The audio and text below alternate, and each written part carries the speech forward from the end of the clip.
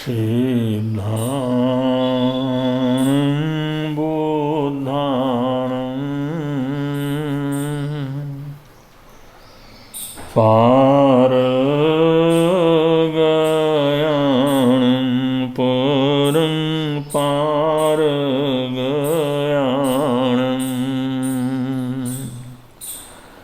लोगमूलगयानं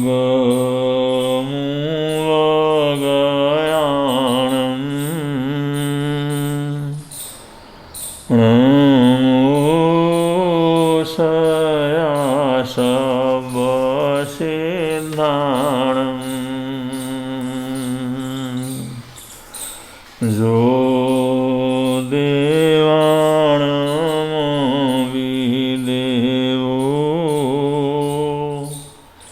जं देवा पञ्जलिर्नमंसन्ति तं देवं देवमह्यं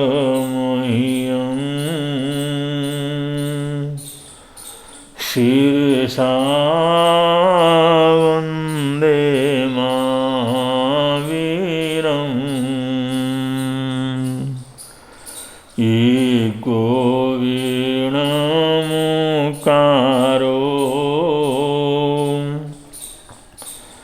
जिणवरवशः सवर्धमानः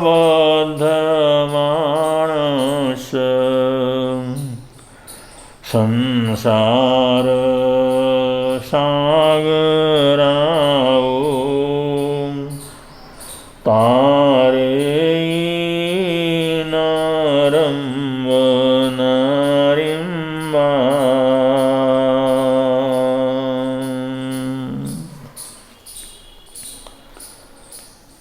नथि चरितं सम्मत्तविहुणं दंशनेवुभयव्यं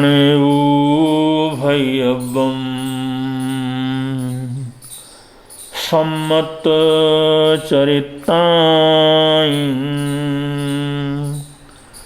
जुगवं पुब्बं वसम्मतं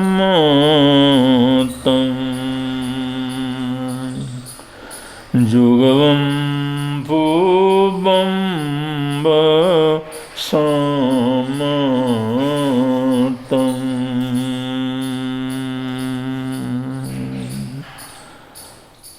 अणथि चारितं सम्मत्तविहुणम्। जैन दर्शन में, जैन तत्व ज्ञान में, समग्र जैन साधना पद्धति में रत्न त्रय की आराधना की प्रेरणा दी गई है। रत्न त्रय, तीन रत्न, रत्न त्रय, तीन रत्न, इनको जीवन की सबसे बड़ी उपलब्धि मानी गई है।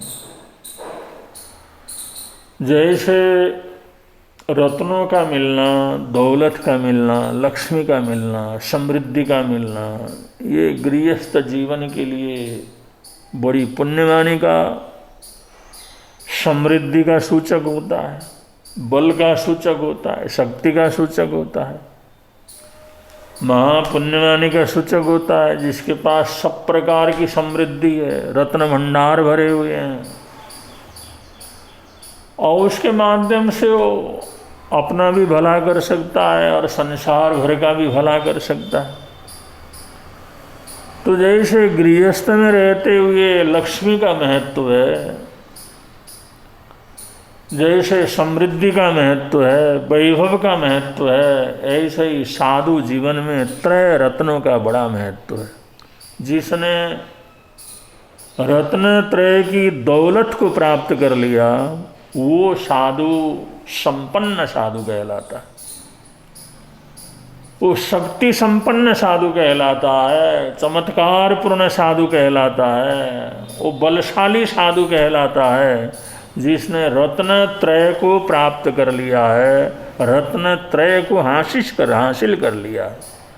इसलिए रत्न त्रय की उपलब्धि जीवन की सबसे बड़ी उपलब्धि, साधना की साधु जीवन के लिए रत्नत्रय का अत्यंत महत्व है। जैसा कि गृहस्थी के लिए पैसे का महत्व है, रत्नों का महत्व है, धन दौलत का महत्व है, द्रव्य समृद्धि का महत्व है, ऐसे साधु जीवन के लिए रत्नत्रय का बड़ा भारी महत्व है। और रत्नत्रय क्या है?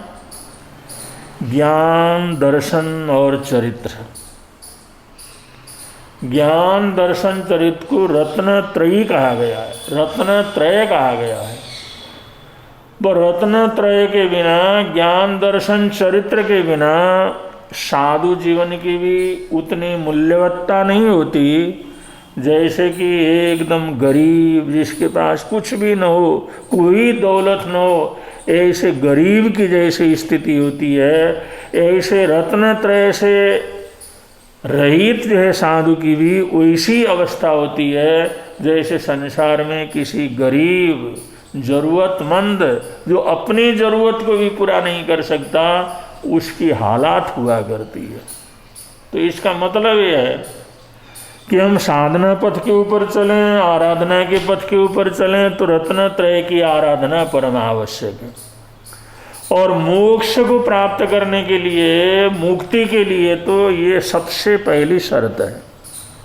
और अब तक जो है तरह तरह के बतलाया गया है कि सम्यक दर्शन का बड़ा भारी महत्व है, सम्यक दर्शन महत्वपूर्ण है। उसी सम्यक दर्शन का महत्व बतलाते हुए, उसकी आवश्यकता बतलाते हुए, उसकी मूल्यवत्ता को सिद्ध करते हुए यहाँ पर शास्त्रकार कहते हैं, नथि चरित्रम सम्मत विहुणम। सम्यक्त्व के बिना, सम्यक दर्शन के बिना, सम्मत विहुणम नथि चारित्रम, सम्यक तो नहीं है तो उसकी चारित्र का कोई मूल्य नहीं है। अगर वो रोज तपस्या करे, एक दिन छोड़ करके तपस्या करे, लंबी लंबी तपस्या करे, महीने महीने 6-6 महीने की तपस्या करे, दान करे, पुण्य करे, परोपकार करे, जो भी दुनिया भर के धर्म कार्य करे, लेकिन उसमें सम्यक दर्शन नहीं है, तो शास्त्रकार कहते हैं उस चरित्र का, उस आचरण का, उस तपस्या का, उसका भी कोई मूल्य क्या करता नहीं रहता। इस प्रकार स्पष्ट शब्दों में साफ साफ शास्त्रकारों ने कहा है, नथि चारित्रम सम्मत विहुणम। सम्यक्त्व से रहित आदमी कभी चरित्रशील नहीं हो सकता, चरित्रवान नहीं हो सकता। तो ऐसे महत्वपूर्ण सम्यक दर्शन के ऊपर चिंतन करना, भाई मेरे अंदर सम्यक दर्शन है या नहीं, मैंने उसका स्पर्श किया नहीं, मेरे जीवन के अंदर वो चीज़ आई या नहीं आई है, नहीं आई तो कैसे वो आना चाहिए, ये चिंता फिक्र इंसान को हमेशा करते रहना चाहिए। जिससे सम्यक दर्शन आ गया तो उसकी तो मूल्यवत्ता एकदम बढ़ जाती है, उसका जो भी काम करता है चरित्र के अंतर्गत आता है। लेकिन सम्यक दर्शन नहीं है तो अच्छे से अच्छा चरित्र भी, वो भी उसके जीवन का कल्याण करने वाला नहीं होता। तो इतनी मूल्यवत्ता, इतना महत्व, इतना जो है उसको भाव दिया गया है, जिसको सम्यक दर्शन कह करके पुकारा जाता है। और दंशने भय्यम, दर्शन में अगर सम्यक दर्शन है तो उसमें चरित्र की भाजना है, चरित्र की भाजना है। चरित्र के सम्यक दर्शन के बिना चरित्र तो है ही नहीं, लेकिन अगर सम्यक दर्शन है तो उसमें चरित्र की भजना है। चरित्र की भजना का मतलब उसमें सम्यक चरित्र हो भी जाता है और नहीं भी होता है, दोनों चीज़ें। उसमें चरित्र होता भी है और नहीं भी होता है, इसलिए भजना उसके अंदर दोनों ही चीज़ कहाँ है। ऊंचा चरित्र उसके अंदर, ऊंची तपस्या, आराधना, साधना, या ऐसा चरित्र हो या न हो, ये दोनों ही संभावना है जिसके अंदर सम्यक दर्शन है। लेकिन सम्यक दर्शन नहीं है तो उसके चरित्र के अंदर तो कुछ बचता ही नहीं है। चरित्र तो सम्यक दर्शन के बिना उसका अस्तित्व ही नहीं है।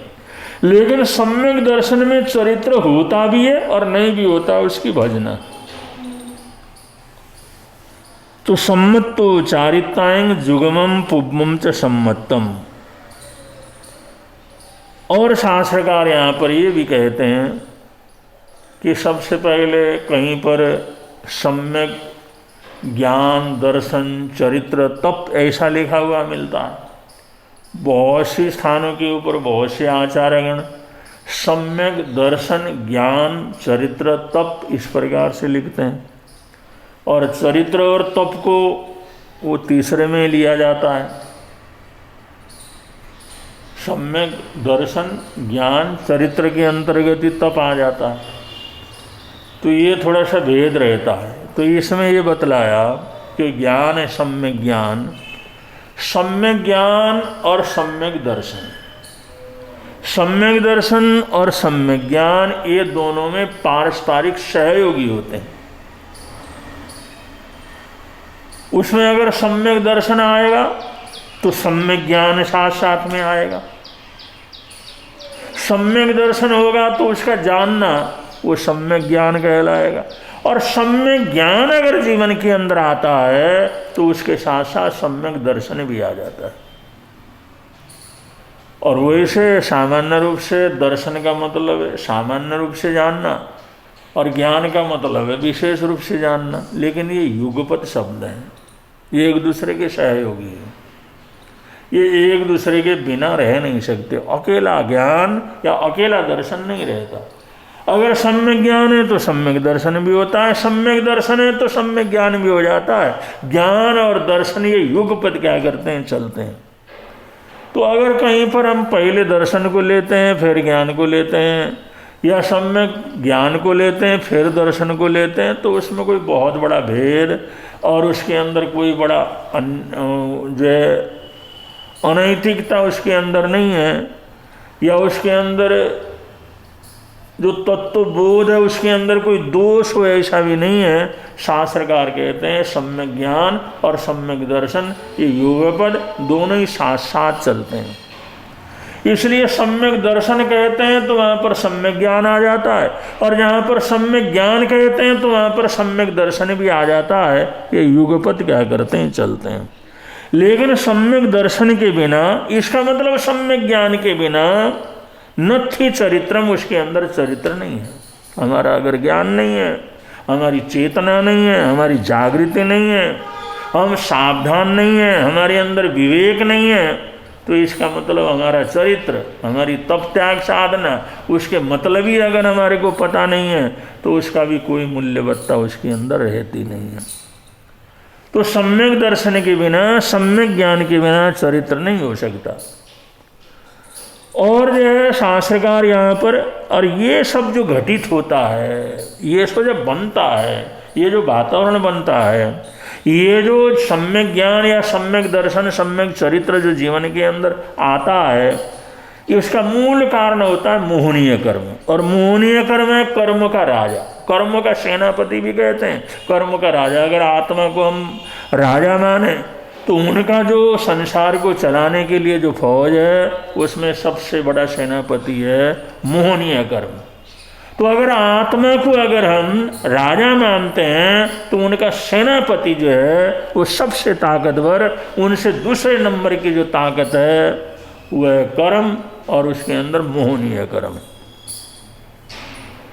और वरना कर्म को जो है मोहनीय कर्म को कर्मराज भी कहा जाता है। कर्म में सबसे ताकतवर, सबसे बलवान, सबसे ज़्यादा संसार में घुमाने वाला। आज तक अगर हम संसार के अंदर परिभ्रमण कर रहे हैं तो उसका मूल कारण होता है मोहनीय कर्म।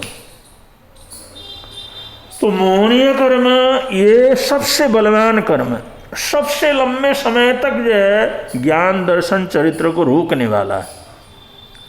ये हमारे सम्यक ज्ञान को, सम्यक दर्शन को उसके ऊपर आवरण पैदा करता है, इसलिए इसको घाती कर्म कहते हैं।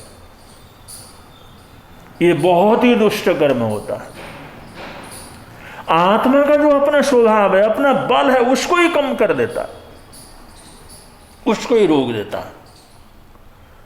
तो ऐसा जो है मोहनीय कर्म है, ये मोहनीय कर्म जो कर्मराज कहलाता है। और जब तक मोहनीय कर्म पूरी तरह से नहीं टूटता तब तक केवल ज्ञान, केवल दर्शन की प्राप्ति नहीं होती। तब तक आत्मा परमात्मा स्वरूप नहीं होता, तब तक केवल ज्ञान केवल दर्शन की प्राप्ति नहीं होती, तब तक जीवन की परिपूर्णता घटित नहीं होती, जब तक कि ये जो है मोहनीय कर्म टूटता नहीं है। तो मोहनीय कर्म को तोड़ना बहुत आवश्यक है, और जिन्होंने मोहनीय कर्म को तोड़ा वही लोग परमात्मा स्वरूप होते हैं, वही नमो अरिहंताणं के रूप में होते हैं, वही केवली के रूप में होते हैं, वही सिद्ध परमात्मा के रूप में होते हैं। तो मोहनीय कर्म के लिए शास्त्रकार कहते हैं मोहनीय कर्म दो प्रकार का होता है, एक दर्शन मोहनीय, दूसरा चरित्र मोहनीय। दर्शन मोहनीय और चरित्र मोहनीय।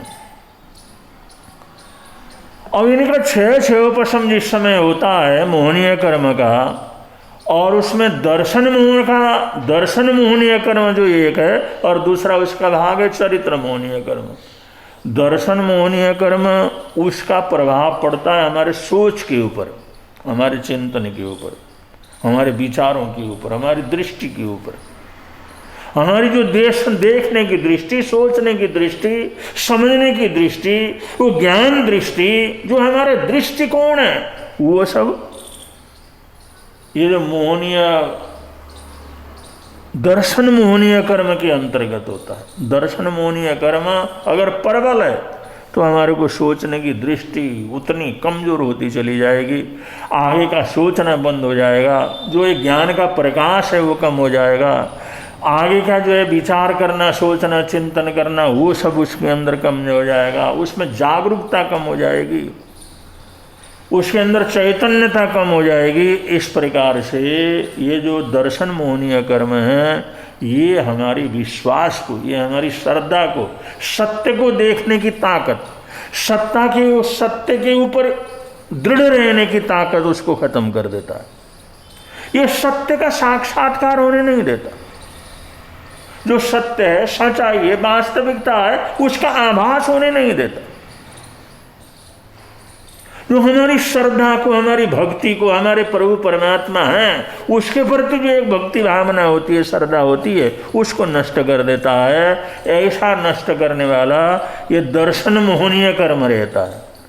और चारित्र मोहनीय कर्म हमारे को तप करना, जप करना, त्याग करना, पचखान करना, किसी चीज़ को छोड़ना, कोई भी बुरी आदत को छोड़ना, बुरी प्रवृत्ति को छोड़ना, इसको छोड़ने में वो जो है बाधक होता है, वो छोड़ने नहीं देता।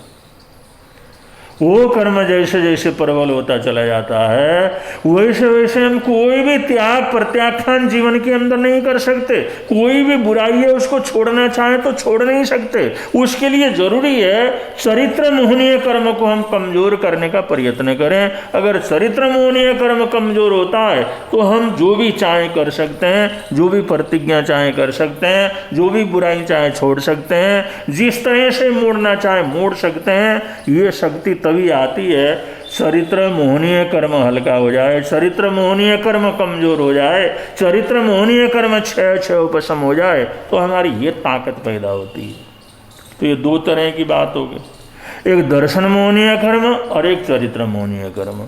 और दर्शन मोहनीय कर्म उदय के अंदर आता है तो श्रद्धा ही नहीं होती। धर्म है, कर्म है, जैसा कर्म करो वैसा ही फल मिलता है। दया करना चाहिए, करुणा करनी चाहिए। महापुरुषों ने जो जीवन के अंदर उतारा वो श्रेष्ठ है, हमारे को भी वैसे ही बनना है। वो तीर्थंकर या महान आत्माएं, सदगुरु वो जो कहते हैं वो ठीक है, उसकी तरफ रुचि नहीं होती। ये दर्शन मोहनीय कर्म उदय के अंदर आता है तो उन महान आत्माओं के जीवन के प्रति, उनकी साधना के प्रति, उनके ज्ञान के प्रति, उनके उपदेश के प्रति, उनके दृष्टिकोण के प्रति हमारी कोई रुचि पैदा नहीं होती। हम सोचते हैं बेकार है, ये सब ठगने वाले हैं, इससे कुछ नहीं होता, ये लोगों को बरगलाते हैं, कुछ नहीं होता है भगवान वगैरह, कुछ नहीं होते ज्ञानी, कुछ नहीं होता ज्ञान, कोई तीर्थंकर महापुरुष, कोई अवतार, कुछ नहीं होता। इस प्रकार की वृत्ति, उनके ऊपर श्रद्धा ही नहीं होना, उसके ऊपर विश्वास ही नहीं होना, उसमें लगन ही नहीं होना, उसकी तरफ रुझान ही नहीं होना। वहाँ जाए, सुने, पढ़ें उन्होंने क्या किया, कितना अच्छा किया, इस तरह से उनके प्रति भाव ही पैदा नहीं होते।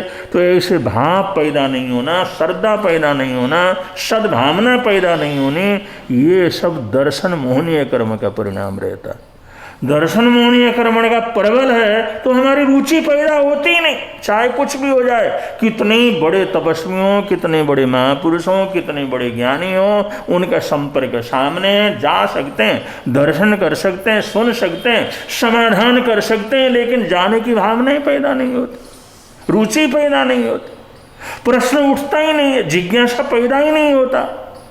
ये जो हमारी जिज्ञासा भावना, श्रद्धा, सद्भावना, इसको नष्ट करने वाला होता है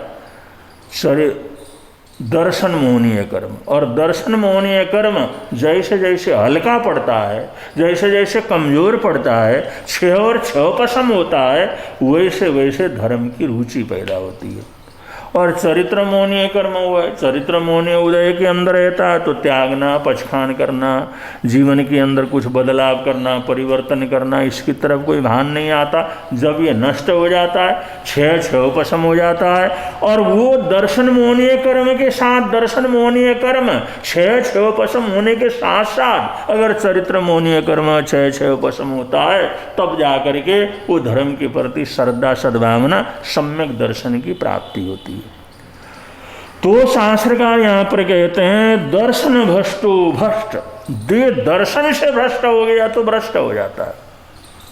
जैसे कोई साधु है, कोई सन्यासी है, जिसने दीक्षा ली हुई है, दुनिया के सामने प्रतिज्ञा की हुई है, बहुत से व्रत धारण किए हुए हैं, चल रहा है, लोगों की श्रद्धा है, लेकिन चलते चलते अगर उसका जो दर्शन मोहनीय कर्म उदय के अंदर आ गया, उसकी श्रद्धा नष्ट हो गई, वो मन से जो उसकी श्रद्धा खत्म हो गई, तो ये समझ लो वो दर्शन मोहनीय कर्म का उदय हुआ।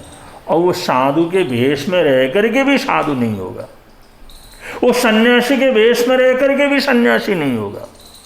वो पूजा करता हुआ, आशीर्वाद देता हुआ, सब काम करता हुआ, क्योंकि उसके मन से, उसके अंदर से दर्शन मोहनीय कर्म हावी हो गया, वो खत्म नहीं हुआ, वो खत्म नहीं हुआ, वो हावी हो गया, तो चाहे कितने अच्छे से अच्छे आचरण कर रहा हो, साधु के रूप में नहीं होता, वो दुष्ट होता है, वो चोर हो जाता है, वो उस भेष में रह करके कुछ भी पाप करने के लिए तैयार हो जाता है, कुतनीत ब्रह्मबाजी करने के लिए तैयार हो जाता है। जो भेष के लिए मर मिटने के लिए तैयार था, उसी भेष का दुरुपयोग करके, उसी रूप का दुरुपयोग करके, उसी आचरण का दुरुपयोग करके न मालूम कितने लोगों को धोखा देने की बात उसके मन के अंदर आ जाती है। तो इस प्रकार दर्शन से भ्रष्ट होता है तो वास्तव के अंदर भ्रष्ट होता है इंसान। लेकिन बहुत से लोग चलते चलते जो तपस्या है, आराधना है, साधना है, उसमें तकलीफ आ गई, परेशानी आ गई, कोई बीमारी आ गई, कोई बड़ा भारी जो है रुकावट आ गया, उस रुकावट आने से अगर संयम पालन नहीं कर सकता, जैसे ऐसे प्रदेश के अंदर पहुंच गया जहाँ पर गोचरी पाने की कोई संभावना ही नहीं, ले ही नहीं सकता, वो मुझे दोष टाल ही नहीं सकता, वो नहीं सकता तो उस चीज़ को छोड़ देता है। तो उसकी अगर श्रद्धा तो मौजूद है, लेकिन आचरण को उसने जरूर बदला है। सिर्फ आचरण को बदलने से और पूरी तरह से भ्रष्ट ही हुआ ऐसा जरूरी नहीं है, क्योंकि उसकी श्रद्धा अब भी मौजूद है। अगर सम्यक दर्शन है तो आचरण से भ्रष्ट होने पर भी भ्रष्ट नहीं होता, फिर भी कभी न कभी आचरण में आ सकता है, कभी न कभी सुधार हो सकता है, कभी न कभी लौट करके आ सकता है, कभी न कभी ऊंचा जीवन चढ़ सकता है। लेकिन अगर दर्शन से ही भ्रष्ट हो गया, अगर दर्शन सम्यक तो दर्शन जो है दर्शनावरणीय कर्म, दर्शन मोहनीय कर्म उदय के अंदर आ गया, वो अगर हावी हो गया तो समझ लो चरित्र से भी चला जाता है और वो श्रद्धा से, भक्ति से भी चला जाता है और पूरी तरह से भ्रष्ट हो जाता है। लेकिन अगर ये चरित्र ही चरित्र उसका खत्म हुआ हो, लेकिन सम्यक दर्शन अगर ठीक हो, तो कभी भी अपने भूल सुधार करके वो सही रास्ते के ऊपर चल सकता है, आगे बढ़ सकता है। तो यहाँ पर हमारे को ये समझ में आया कि जीवन के अंदर सम्यक दर्शन की महत्ता बहुत अधिक है, सम्यक चरित्र से भी सम्यक दर्शन की महत्ता बहुत अधिक है, क्योंकि सम्यक दर्शन नहीं है तो कुछ भी नहीं, लेकिन सम्यक दर्शन है, सम्यक चरित्र नहीं है तो संभावना है कभी न कभी सम्यक चरित्र हमारे जीवन के अंदर आ जाएगा। इस प्रकार इस गाथा में ये स्पष्ट करने का प्रयत्न किया गया है, सम्यक दर्शन ये जीवन की सबसे मूल्यवान चीज है। सबसे बड़ा रत्न है, सबसे बड़ी उपलब्धि है। और इस उपलब्धि को जिन आत्माओं ने प्राप्त कर लिया है वो लोग भाग्यशाली होते हैं, पुण्यशाली होते हैं, और वो लोग अपना और दूसरे का कल्याण करने वाले होते हैं। तो ऐसा जो है जीवन के अंदर सम्यक दर्शन की सुरक्षा करना, उसका चिंतन मनन करना, उसके संबंध में पढ़ना लिखना, पूछना, जिज्ञासा करना, उसको जीवन के अंदर उतारने का प्रयत्न करना और उसके अंदर मेहनत करना, ये परम आवश्यक है। क्योंकि सम्यक दर्शन को बना करके रखेंगे तो ये हमारे जीवन की सबसे बड़ी सफलता होगी। एक उदाहरण से आप लोग समझ सकते हैं, एक राजा बड़ा प्रभावशाली है और अपने सहयोग के लिए, बातचीत करने के लिए, सलाह मशवरा करने के लिए, किसी भी समस्या का समाधान निकालने के लिए राजा वैसे सब प्रकार से शक्ति संपन्न था। वो जो कह दे वो सब कुछ हो जाता था, लेकिन फिर भी वो सोचता था आखिर मैं इंसान हूँ, मेरे से भी गलती हो सकती है, मैं भी किसी चीज़ को समझने में नाकाम रह सकता हूँ। इसलिए वो मंत्रिमंडल बनाते हैं, सभासद बनाते हैं, अपने साथी बनाते हैं, अपने मंत्रिमंडल के सदस्य बना लेते हैं, जिससे कि कोई समस्या आए तो सबसे विचार विनिमय करके उसका समाधान निकाला जा सके, उनसे पूछा जा सके। तो ये राजा की एक श्रेष्ठता होती है, राजा का एक अच्छा गुण होता है, राजा की एक महिमा होती है। वो स्वयं सत्तावान है, स्वयं अधिकारी है, सारे अधिकार उसके हाथ में है, वो सब कुछ कर सकता है, किसी को मरवा सकता है, किसी को जीवन दे सकता है, किसी को छीन सकता है, कुछ भी कर सकता है, सत्ता संपन्न है। लेकिन फिर भी वो सोचता है मैं राजा हूँ तो मेरे हाथ से अन्याय नहीं होना चाहिए, मेरे हाथ से अत्याचार नहीं होना चाहिए, मेरे पास कोई समाधान लेने के लिए आए तो उसको समाधान मिलना चाहिए, उसको न्याय मिलना चाहिए। ऐसा सोचने वाला, ऐसी इंसानियत वाला व्यक्ति अगर राजा है तो मंत्रिमंडल बनाता है, अच्छे से अच्छे मंत्रियों को रखता है, और कोई भी समस्या आती है तो सबसे विचार विनिमय करके सोच करके निर्णय लेता है। इसलिए राजा लोग ये सोचते रहते थे अच्छे से अच्छे मंत्री हमारे आसपास हों, और उनको मंत्रियों को भी संभालना होता था, क्योंकि वो भी जब समृद्धि होती थी, सत्ता हाथ में आ जाती थी, राजा के अगल बगल के हो जाते थे, और जो उनके अंदर भी बहुत सी बुराइयां जीवन के अंदर आती थी, तो राजा समय समय पर जनता का तो संभालता ही था, उनको तो न्याय देता था, उसके साथ साथ वो मंत्रिमंडल के अंदर जो लोग हैं उनको भी कुछ न कुछ संदेश समय समय पर देता था। एक बार कुछ विचार विनिमय हुआ, सभा के अंदर बैठे हुए थे, उसने 3 मंत्री जो थे उन लोगों को कहा भाई तुमने बहुत गलत किया है, और तुम्हारे को हम जो है 1 महीने का, सिर्फ 1 महीने के लिए तुम्हारे को जेल की सजा देते हैं, 1 महीने पूरे जेल की कोठड़ी के अंदर तुम्हारे को बंद होना पड़ेगा।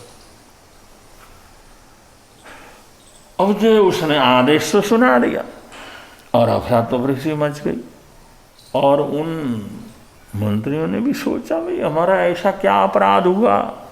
उन्होंने कहा तुम सोचो, विचार लो क्या विचार बना हुआ। उसने अपराध की तो घोषणा नहीं की, लेकिन विचार विमय करते समय पता नहीं कहाँ क्या गलती हो गई, किसी ने कुछ कर दिया। 3 जो मंत्री थे, योग्य मंत्री थे, वो तीनों मंत्रियों को उसने 1-1 महीना की कठोर जेल की सजा दे दी।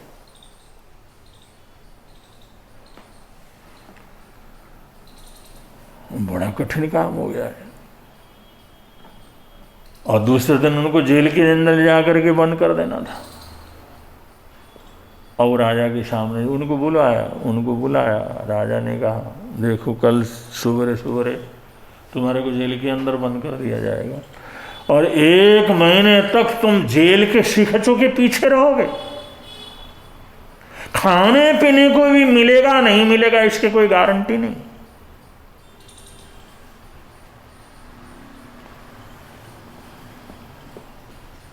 लेकिन मेरा एक आदेश, देखो सामने हमारा राजकीय बगीचा है, इसमें हर मौसम के फल हैं, फूल हैं, सब हैं, तो तुम जाओ, और फिर आगे कौन ला करके देगा। तुम लोग तो रोज़ करीबन 1-2 दिन ले करके मेरे को आ कर देते थे फल फ्रूट वगैरह, अच्छे अच्छे खाने की चीज़ें। अब कौन देगा मेरे पास आ करके। जाओ ये थैले ले करके जाओ, और इसमें 1-1 थैला पूरा बढ़िया से बढ़िया सब फल फ्रूट भर करके मेरे पास ला करके रख दो, जिससे 1 महीने तक मेरे को कोई चिंता फिक्र ना रहे। वो मंत्री सोचने लगे हमारे को जेल में डाल रहे हैं, इसकी कोई चिंता फिक्र नहीं, हमारे को खाने को मिलेगा नहीं मिलेगा इसकी कोई गारंटी नहीं, अब ये बाहर हैं, इनको 1 महीने के लिए फल फ्रूट सारे चाहिए। अब ऐसी बात, वो मंत्री थे, उनके मन के अंदर क्रोध तो बहुत आया, मन के अंदर विचार तो बहुत आए, लेकिन अब क्या करना। उन्होंने कहा मेरा आदेश है, तुम जाकर के एक एक पूरा बोरा, ये बड़े बड़े बोरे हैं, इनको फल फ्रूटों से, खाने पीने के जो बढ़िया से बढ़िया फल फ्रूट हैं उनसे भर करके मेरे को ला करके क्या करना, यहाँ रख देना। इसलिए 1 महीने तक मेरे को चिंता फिक्र ना हो, किसी को बोलने की ज़रूरत ना पड़े। अब वो थैलों को लेकर के चले गए। एक को तो इतना गुस्सा आया, अल्लाह हमारे को जो जेल का बता रहा है, जेल की सजा, अपराध का कोई अता पता नहीं, हमने क्या अपराध किया ये पता नहीं, जेल की सजा, 1 महीने की जेल की सजा, खाने को मिलेगा नहीं मिलेगा। अब ये कहते हैं 1 महीने के लिए मेरे को तकलीफ न हो इसलिए बोरा भर के ला कर रखो। उसको इतना गुस्सा आ रहा था, उसने अगड़म बगड़म क्या फल भरना था वो सड़े गले नीचे गिरे हुए, कोई इधर उधर के, कोई घास फूस, उनके पत्ते, ऐसे ही सारा कुछ भर दिया उसने, कचरा बचरा। और गुस्से में तो ऐसे ही करेगा ना आदमी, गुस्सा आया था, अशांति थी मन के अंदर। उसने सोचा कहाँ तो हमारे को जेल की सजा हो रही है, अब इसको 1 महीने तक फल फ्रूट बढ़िया चाहिए खाने के लिए, खा लेगा। उसने घास फूस सड़े पड़े सब उसने फल फ्रूट जो थे नीचे गिरे हुए पड़े हुए, चिड़ियों के खाए हुए, इधर कोई पके कोई कच्चे, वो सारे उसको जो है भर दिया वहीं पर। दूसरा उसने सोचा राजा है, अब नौकर हैं तो राजा की बात तो माननी पड़ती है, क्या करें, चलो है तो बात ऐसी, क्योंकि हमारे को बिना दोष के जेल का सजा दे रहे हैं, लेकिन हम आदेश दिया तो करना ही है। उसने जो कुछ कच्चे कुछ पक्के, अब कहाँ जाना, अब कहाँ ढूंढना है उसके लिए, अब कहाँ अच्छे से अच्छे। उसने जो जो सामने मिले, कच्चे पके थे, कच्चे थे, मीठे थे, नहीं मीठे थे, जैसे तैसे थे, वो सारे उसमें भर दिए। उन्हें बोरा भर के रख देते हैं, अब क्या करना, 1 महीने के लिए जेल है, बड़ी परेशानी है उसमें।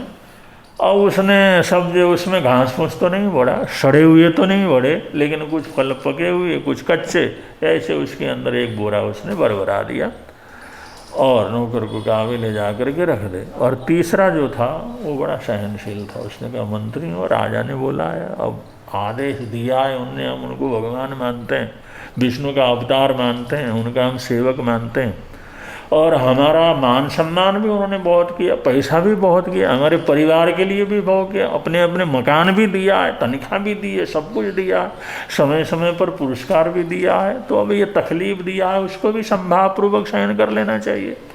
तो उसने कहा चलो कोई बात नहीं, जेल दिया है तो दिया है, अब भोग लेंगे, 1 महीने का तो है, 1 महीने का, बीच में दया आई करुणा आई तो बीच में भी जो निकाल सकते हैं, राजा है तो राजा ने आदेश दिया, अब तक हम सब उनकी आज्ञा मानते रहे, उन्होंने जो जो पुरस्कार दिया लेते रहे, जो सम्मान दिया लेते रहे, तो आज जो है उन्होंने किस तरफ से ये थोड़ा फैसला दिया, उसके अंदर क्या नाराज होना, उसने कोई नाराजगी प्रकट नहीं की।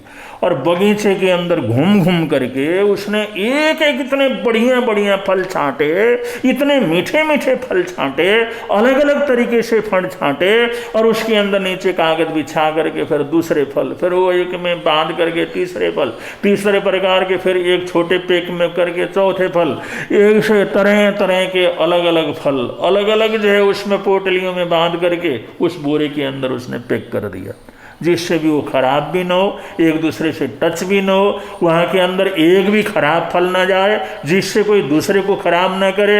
ऐसे बहुत बढ़िया मस्त एकदम सुंदर से सुंदर अच्छे से अच्छे फल उसने अलग अलग तरीके से फलों के छोटे छोटे पोटलियाँ बना करके उस बड़े बोरे के उसने भरवा दिया और कहा भाई ये ले जा करके महाराजा के पास जा कहें वहाँ पर रखवा दो।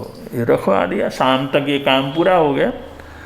और सुबह जेल जाने के लिए जिस समय वो आए तो उन्होंने कहा इनको पकड़ कर ले जाके जेल के अंदर बंद कर दो। जिस समय जाने लगे, जेल के अंदर जाने लगे, तो राजा ने कहा जिसने जो बोरा भर के लाया है ना, वो जिस कमरे को उनको बंद कर दोगे उसकी कोठड़ी में, उसके जेल में उस बोरे को रख देना। जिसने जो भर के लाया है उसी को उसी कोठड़ी के अंदर रख देना। अब जिस समय जेल के अंदर ले जा कर के रखा तो वहाँ पर जो अच्छे आदमी ने जो ये तीसरे ने किए थे, उसका सारा वहाँ पर थैला भरा हुआ था। दूसरे का थैला जो अदक कचरे जैसे जैसे भर के रखे थे वो था। और तीसरे ने जो कचर पचर सड़े गले सब भरा, घास फूस भरा था, उसका उसके कमरे में था। और उन्होंने कहा 1 महीने तक कोई आएगा नहीं, जाएगा नहीं, कोई खाने पीने का कोई बाहर से इंतजाम नहीं होगा।